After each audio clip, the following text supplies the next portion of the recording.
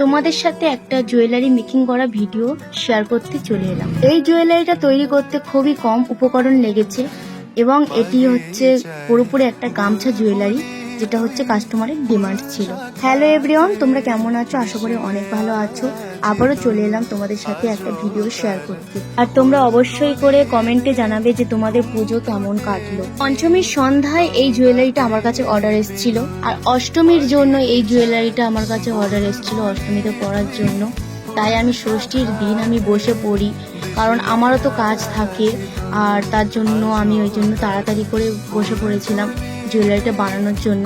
তাই ভাবলাম তোমাদের সাথেও জুয়েলারিটা শেয়ার করে দিই, কারণ কম উপকরণ তোমরাও নিজেরা এটা তৈরি করে পড়তে পারবে। প্রথমে তোমরা দেখতে পেলে আমি দুটো সাইজের ছোট ছোট কার্ডবোর্ড আর একটা গলার হারের জন্য একটা বড় সাইজের কার্ডবোর্ড কেটে নিয়েছি।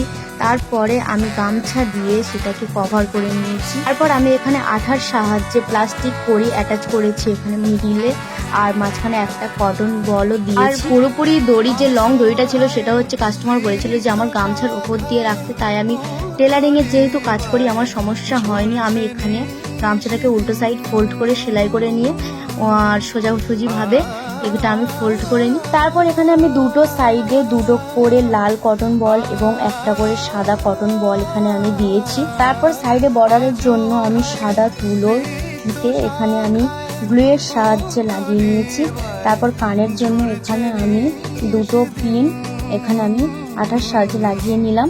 আর লাস্ট ফিনিশিং যেটা সেটা হলো এই যে জুয়েলারিটার আকারে তিনটে গামছার টুকরো আমি এখানে কেটে নিয়ে আটার সাহায্যে পেছনে আমি বসিয়ে দিচ্ছি, যাতে করে পেছনের ফিনিশিংটা দেখতে ভালো আসে। আর সব থেকে বড় কথা, আমি লাস্ট ভিডিও আমি নিতে ভুলে গিয়েছি, তাই আমি এখানে কয়েকটা ফটো দিয়ে দিয়েছি।